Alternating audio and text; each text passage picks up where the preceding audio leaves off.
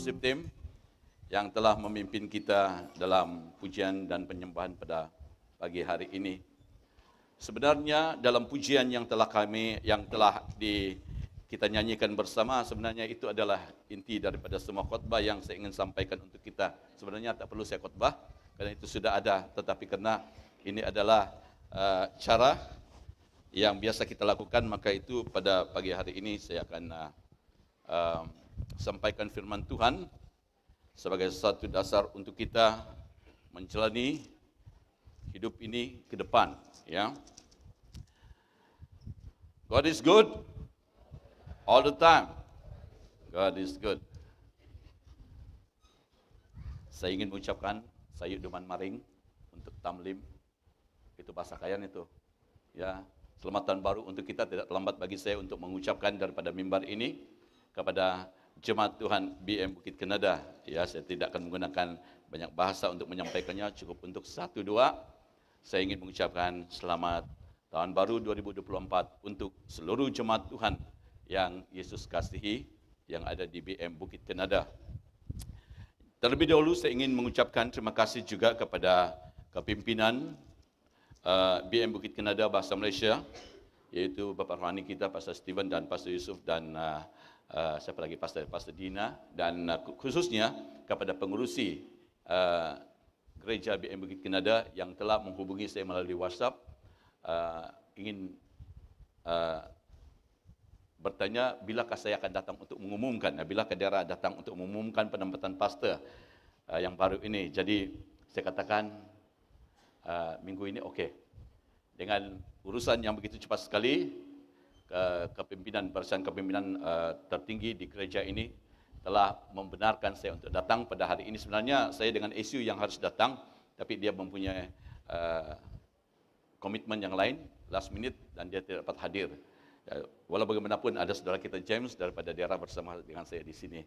So anyway, terima kasih untuk Jemaat Tuhan juga pada pagi hari ini yang memberi kepercayaan bagi saya untuk menyampaikan firman Tuhan. Tema yang ada kita lihat di sana itu adalah pilihan Pastor Steven dalam kick off untuk tahun ini, ya. Tapi saya harap penghuraian saya pada pagi hari ini adalah seperti mana yang ada di dalam hatinya dan yang merupakan satu kerinduannya untuk disampaikan kepada umat Tuhan yang ada di BM Bukit Kenada. Saudara yang dikasihi, pada pagi hari ini juga saya ingin maklumkan kepada kita bahawa setelah khutbah nanti ada satu acara khas, iaitu pengumuman penempatan pekerja penemasa BEM daerah Miri, iaitu Pastor Halfi, ya. Nanti itu akan diadakan selepas khutbah ini, dan saya dimaklumkan saya akan mengambil masa sampai pukul 9 dan saya harus berhenti. Dan bila saya offshoot masa nanti, Pastor Steven, sila angkat tangan supaya saya akan berhenti. Ya, karena Pastor Luther kalau khutbah kadang-kadang dia tidak lihat masa. Jadi dengan itu, dengan harapan kerjasama supaya saya tidak akan mengganggu program yang sudah disusun atur oleh pihak gereja.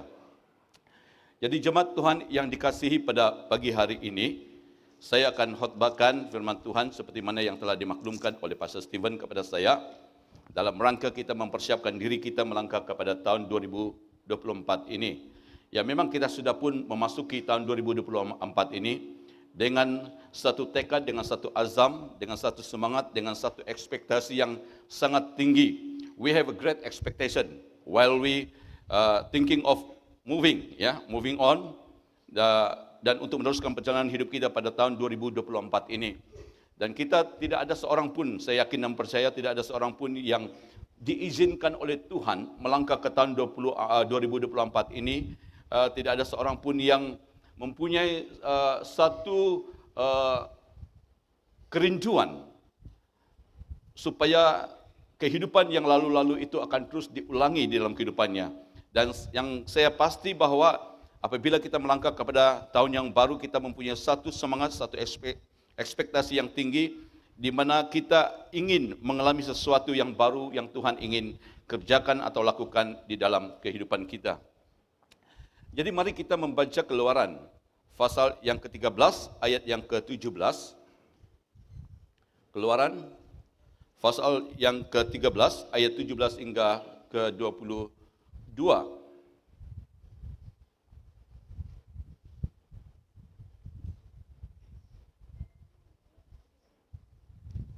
Yang berkata demikian, setelah Firaun membiarkan bangsa itu pergi, Allah tidak menuntun mereka melalui jalan ke negeri orang Palestin. Walaupun jalan ini yang paling dekat, sebab firman Allah, jangan-jangan bangsa itu menyesal apabila mereka menghadapi peperangan sehingga mereka kembali ke Mesir. Tetapi Allah menuntun bangsa itu berputar melalui jalan di padang gurun menuju ke Laut Tebrau. Dengan siap sedia berperang, berjalanlah orang Israel dari tanah Mesir. Musa membawa tulang-tulang Yusuf, sebab tadinya Yusuf telah menyuruh anak-anak Israel bersumpah dengan sungguh-sungguh, Allah tentu akan mengindahkan kamu, maka kamu harus membawa tulangku dari sini. Demikianlah mereka berangkat dari Sukot dan berkemah di Itam, di tepi padang gurun. Tuhan berjalan di depan mereka pada siang hari dalam tiang awan untuk menuntun mereka di jalan, dan pada waktu malam dalam tiang api untuk menerangi mereka, sehingga mereka dapat berjalan siang dan malam dengan tidak beralih tiang awan itu.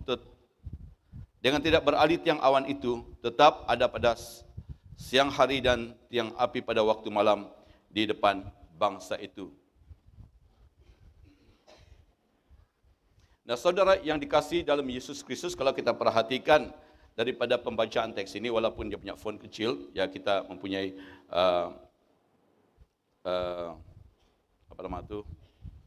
kita boleh lihat ke depan sini.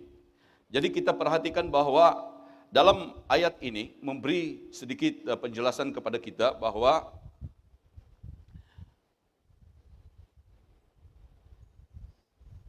sejarah mengatakan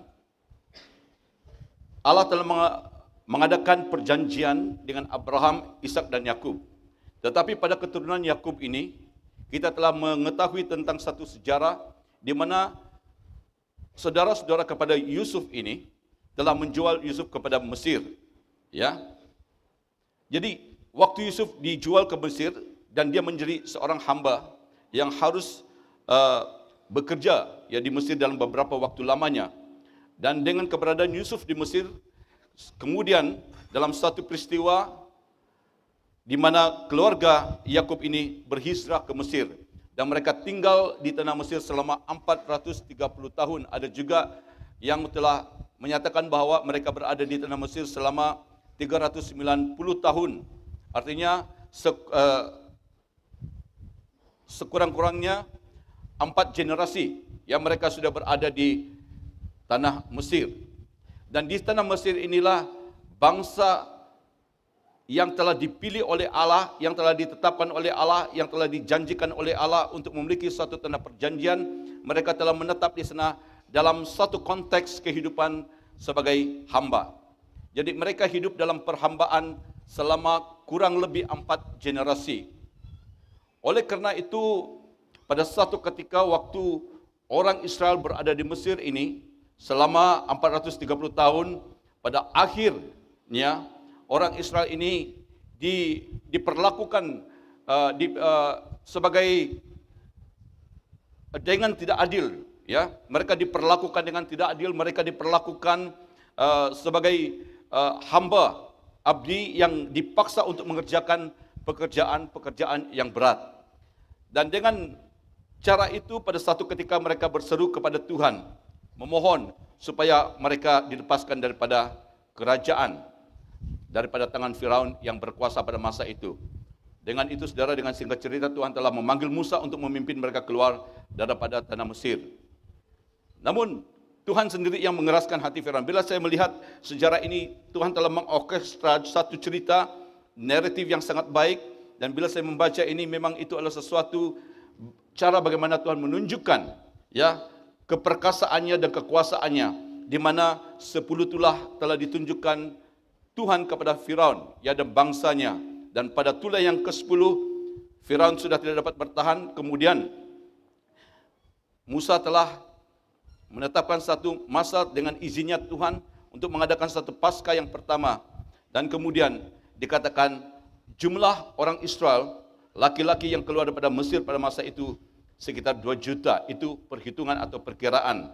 Dan tujuan Tuhan memanggil mereka keluar daripada tanah Mesir ini pada mulanya adalah untuk beribadah kepadanya.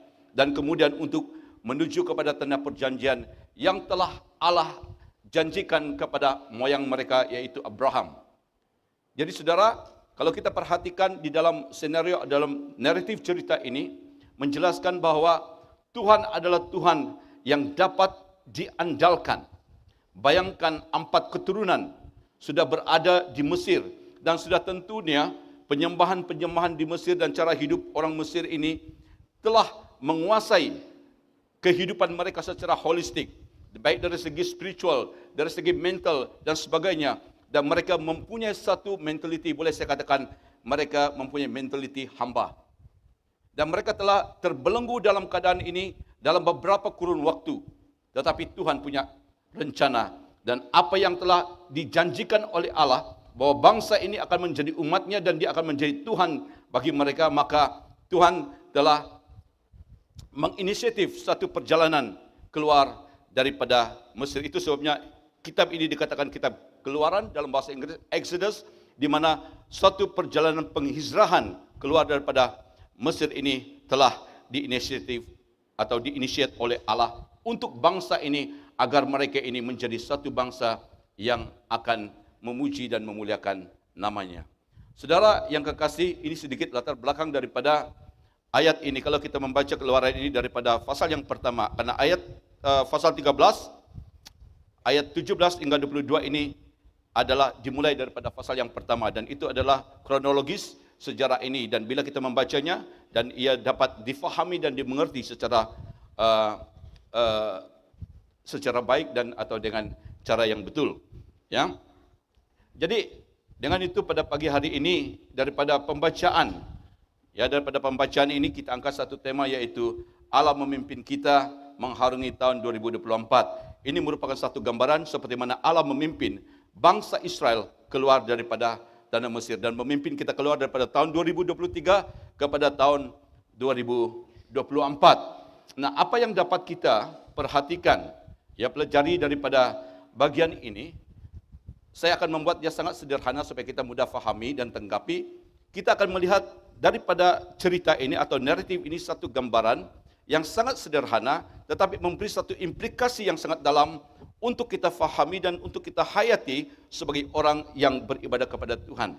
Nah, sekarang kita akan ekstrak apa inti daripada cerita ini atau naratif ini, ya, sejarah ini, peristiwa yang berlaku, yaitu cara Allah memimpin kita mengharungi tahun 2024 ini.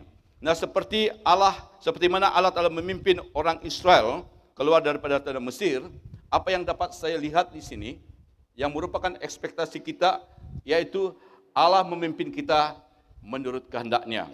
Ayat 17. Nah, di dalam ayat 17 itu dikatakan setelah Firaun membiarkan bangsa itu pergi, Allah tidak menuntun mereka melalui jalan ke negeri orang Palestin, walaupun jalan ini yang paling dekat. So, firman Allah, jangan-jangan bangsa itu menyesal apabila mereka menghadapi peperangan sehingga mereka kembali ke Mesir. Saudara yang dikasihi, kalau kita melihat cerita ini, ada alasan tertentu mengapa Allah tidak menuntun, ya. Mengapa Allah tidak menuntun bangsa itu menurut jalan pintas yang ada pada masa itu. Karena kita ketahui bahwa orang Palestin adalah orang yang terkenal dengan kekuatan, keberanian, kekejaman dan terlatih dalam peperangan. Dan mereka terkenal pada zamannya. Dan orang Israel belum bersedia menghadapi para musuh dan lawan. Dan orang Israel masih terbelenggu dan dipengaruhi dengan mental perhambaan yang mudah tunduk dan takluk kepada yang lebih superior. Nah, kalau kita perhatikan daripada ayat ini, saudara yang kekasih, sesuai dengan tema kita ini, bahwa di dalam setiap perkara dan apa yang dilakukan oleh Allah, khususnya dalam dia memimpin kita, dia selalu memimpin kita kontras dengan kehendak kita. Artinya Allah memimpin kita menurut kehendaknya. Itu message yang dapat kita ambil daripada ayat yang ke-17. Dan yang kedua pula, bahwa Allah memimpin kita dengan hikmatnya. Ya, itu yang merupakan harapan kita. Ya, pada tahun 2024 ini kita mengharapkan Allah akan memimpin kita dengan hikmat-Nya. Seperti mana Allah telah memimpin orang Israel ini dalam ayat 18, tetapi Allah menuntun bangsa itu berputar melalui jalan di padang gurun menuju ke Laut Tebrau. Dengan siap sedia berperang berjalanlah orang Israel dari tanah Mesir. Jalan itu adalah inisiatif Allah untuk melatih ketahanan mental bangsa Israel dan merupakan satu proses untuk menjadikan mereka sebagai pejuang yang kuat dan berani menghadapi musuh mereka, dan mereka harus keluar daripada mental perhambaan. Dan jalan ini bangsa Israel menyaksikan mengalami kebesaran kuasa Allah untuk lebih bersandar dan bergantung kepada pimpinannya. Dan jalan inilah strategi untuk membangkitkan suatu umat untuk tetap mengandalkannya. Saudara yang kekasih, dalam rangka kita ya dipimpin oleh Allah, apa yang kita mau ini, bahwa apa yang terjadi di dalam perjalanan kita ini, di mana hikmat Allah itu dinyatakan. Ya, waktu saya membaca ayat ini, why God, mengapa Tuhan memilih jalan yang penuh dengan cabaran, yang penuh dengan kesukaran? Bayangkan, dia memilih jalan berputar melalui jalan padang gurun. Kalau padang gurun, karena waktu saya pergi ke Mesir, saya lihat padang gurun ini adalah is a dead land. There's no signs of life, kecuali di kawasan oasis dan sebagainya. Tetapi saudara yang kekasih, Tuhan mempunyai rencana untuk mereka ini, supaya mereka melewati jalan yang penuh dengan tantangan, yang penuh dengan cabaran. Dan Laut Tebrau juga adalah, kalau kita perhatikan, tidak jauh daripada satu tempat di mana ada sumur, ya, air yang pahit, kemudiannya menjadi tawar. Itu adalah laluan orang Israel waktu mereka menyeberang daripada Mesir. Dan Allah telah memilih jalan yang sepertinya tidak ada harapan untuk mereka. Ya, Laut Tebrau itu merupakan sesuatu laluan yang impossible, tetapi dengan itu Allah telah memilih jalan yang seperti ini. Dan itu Allah ingin menyaksikan betapa besarnya hikmatnya dalam mereka, atau dalam dia menuntun bangsa ini. Namun saudara yang dikasihi oleh Yesus Kristus, apa yang sangat saya perhatikan, yang merupakan message daripada bagian ini, bahwa Allah memimpin kita dengan hikmatnya. Ya, dalam tahun 2024 ini, kadangkala kita mempunyai ekspektasi yang tinggi, yang besar, yang baik, dan kita pastinya memilih cara kita sendiri. Tetapi kadangkala di dalam perjalanan hidup kita, ya, Tuhan telah menetapkan suatu jalan dan cara yang terbaik dalam hal dia mempersiapkan kita untuk menghadapi hari-hari esok yang tidak menentu. The days ahead adalah satu masa yang sukar kita andaikan dan ramal. Dan kita tidak dapat menjangkakan apa yang akan berlaku esok. Tetapi di dalam fikiran kita, we want the best. Tetapi menurut cara Tuhan, dengan hikmatnya, dia selalunya mengizinkan kita dan memimpin kita melalui sesuatu dengan tujuannya tersendiri, dalam rangka memproseskan kita menjadi orang-orang yang tangguh, yang kuat di dalam iman percaya kita kepada Tuhan.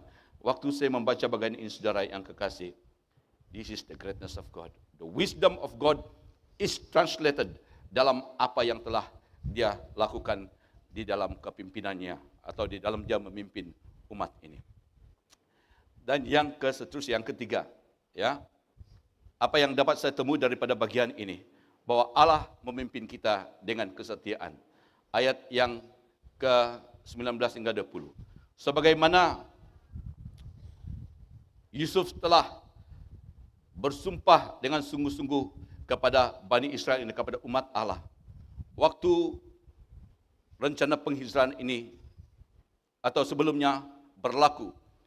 Dan di situ kita melihat dalam perjalanan daripada ayat yang ke-19 hingga 20 ini, sesungguhnya kita telah melihat bahwa apa yang dikatakan dalam Kejadian, ya, pasal 50 ayat 26 itu, sebelum Keluaran 13 ayat 19 hingga 20 ini, kita tahu bahwa Tuhan memimpin kita dengan kesetiaan. Ya, karena di dalam ayat itu berkata, Musa membawa tulang-tulang Yusuf, sebab tadinya Yusuf telah menyuruh anak-anak Israel bersumpah dengan sungguh-sungguh. Allah tentu akan mengindahkan kamu, maka kamu harus membawa tulang-tulangku dari sini. Demikianlah mereka berangkat dari Sukot dan berkemah di Etam di tepi padang gurun.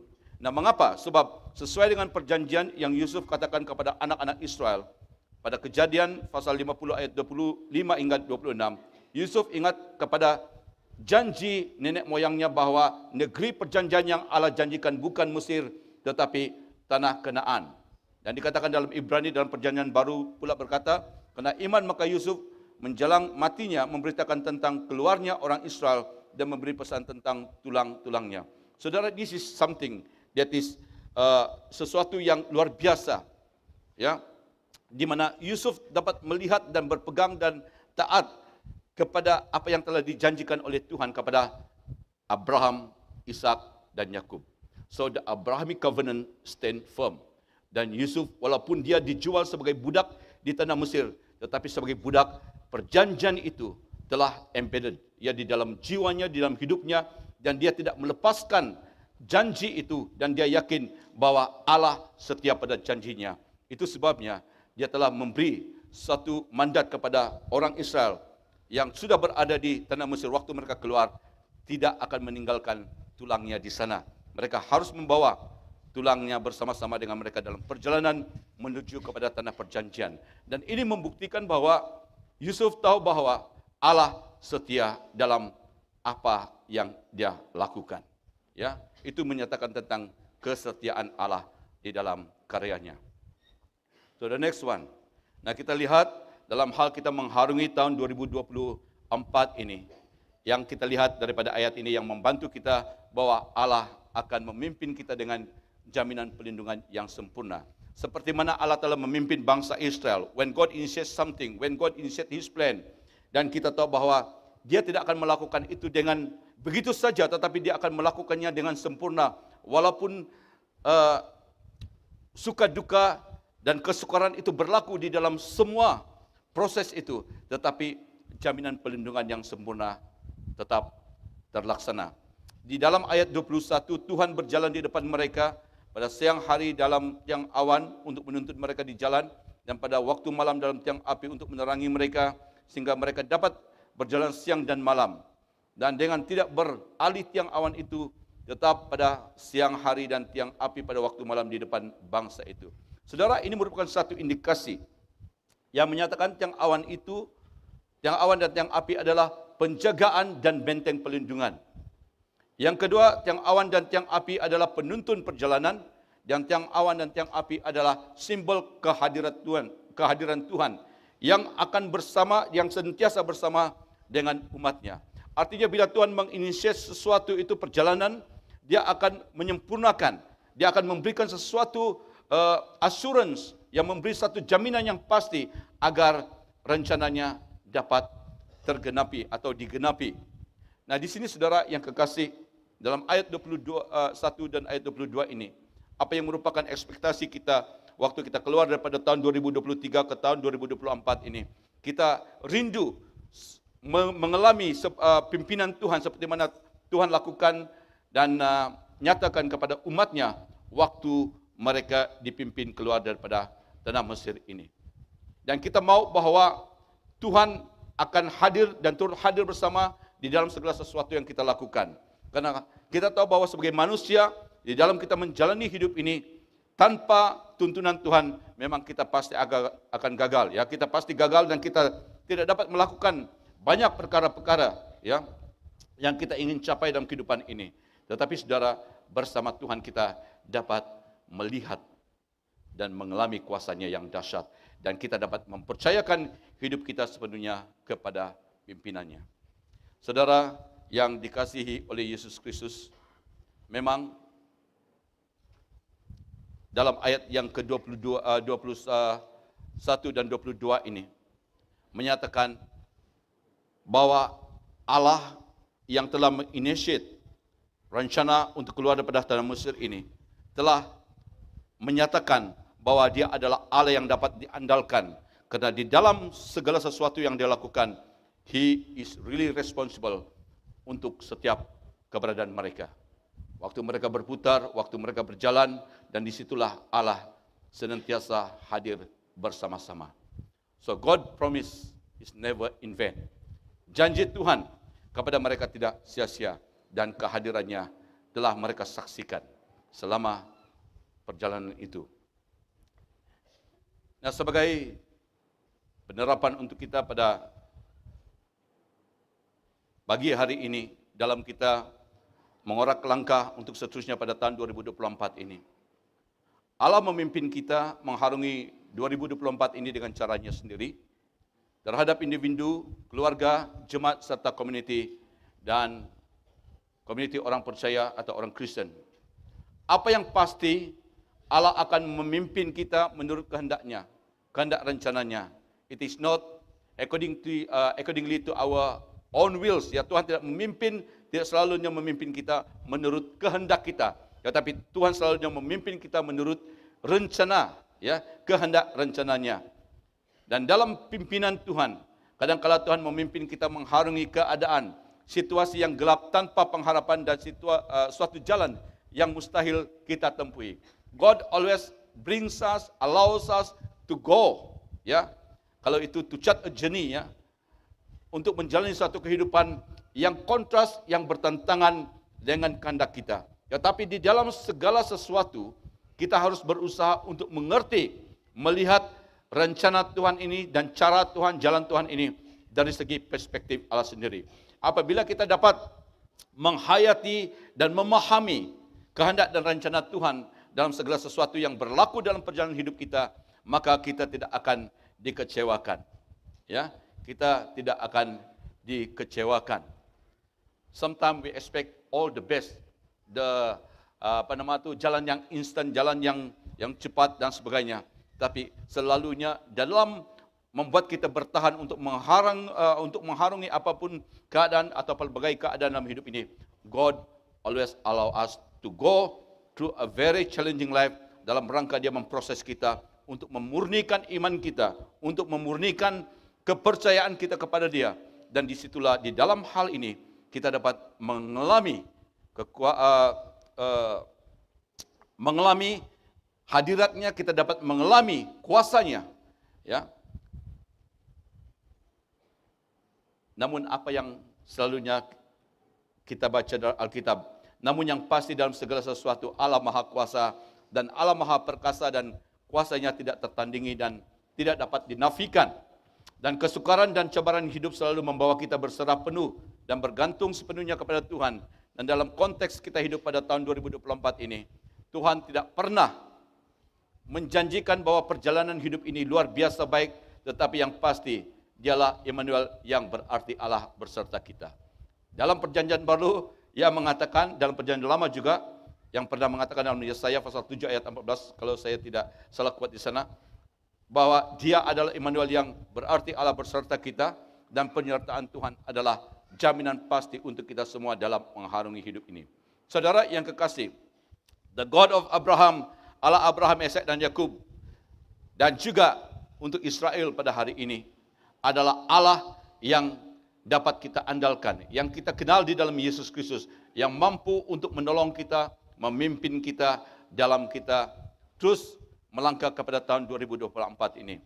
Dan bersama Yesus, ya, yang kita imani, yang kita percaya sebagai Tuhan dan Juru Selamat kita lah, yang mengatakan bahwa Dia adalah terang dunia, Dialah yang menjadi jaminan yang akan menerangi perjalanan hidup kita ke depan ini. Dan dengan penuh harapan, kita dapat menikmati apa yang telah dijanjikannya. Saudara, bila saya merenungkan, ya, pengistirahat ini, itu dapat diterjemahkan dalam banyak perkara, dari segi spiritual, dari segi apa saja, so we can see. Tetapi apa yang dapat kita renungkan dan dapati daripada naratif ini, bahwa God is in control, ya, bahwa Tuhan adalah Tuhan yang berdaulat, yang mengawal, yang menguasai seluruh keberadaan, ya, umatnya.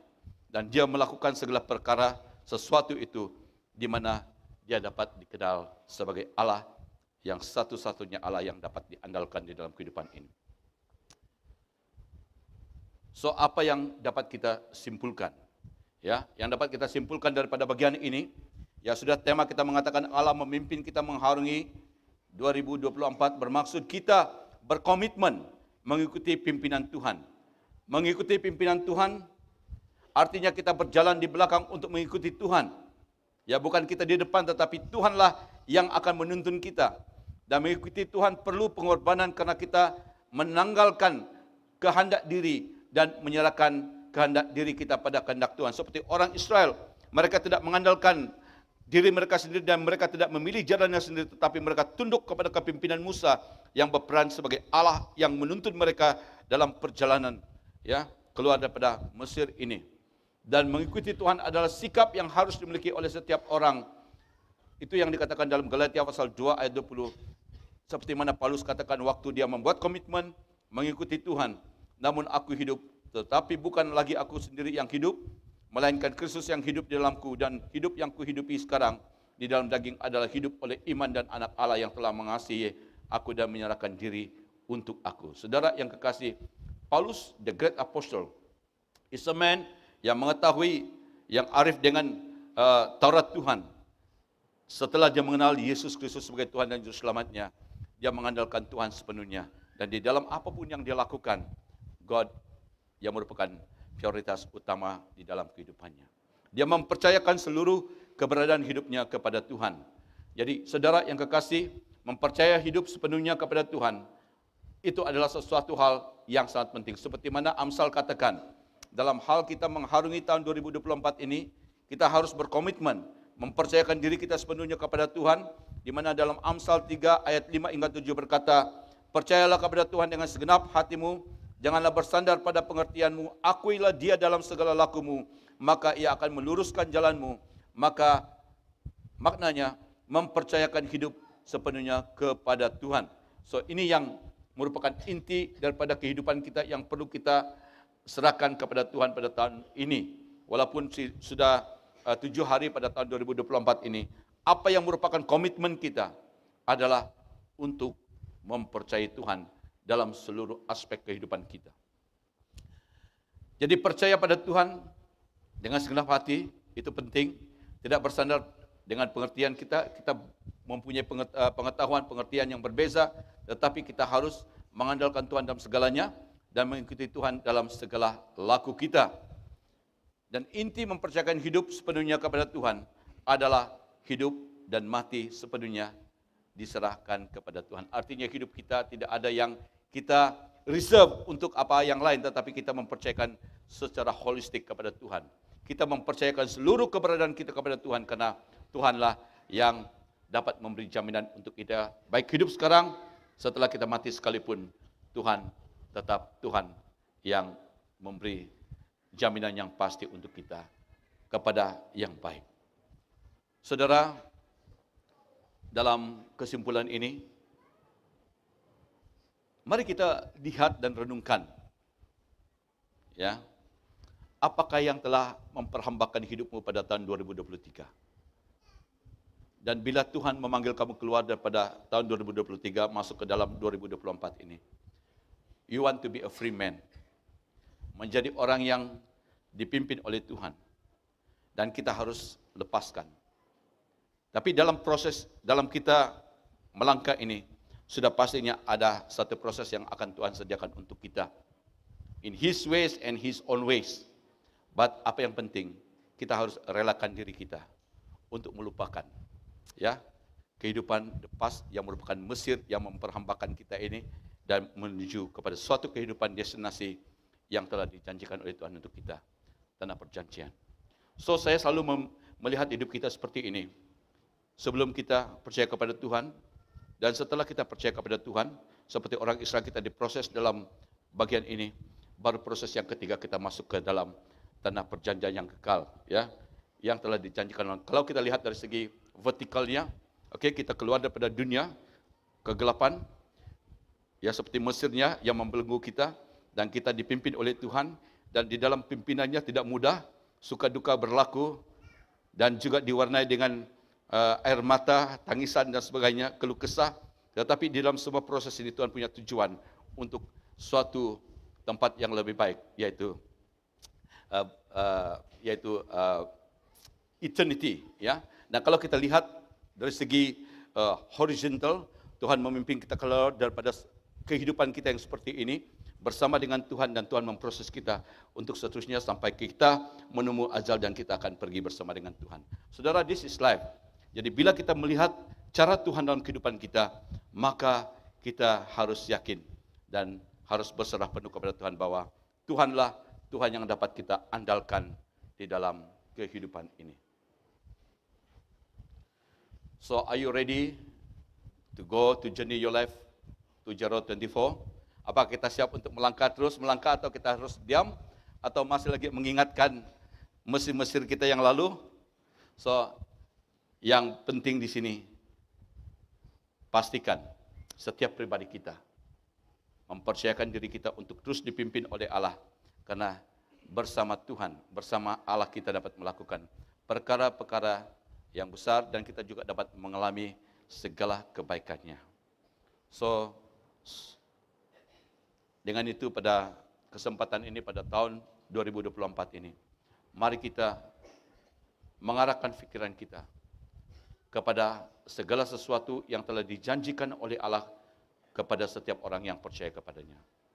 Saudara, kita hanya sebagai pengembara di dunia ini, tetapi perjalanan kita itu harus diteruskan. Selagi ada kesempatan, kita harus menjadi berkat, menjadi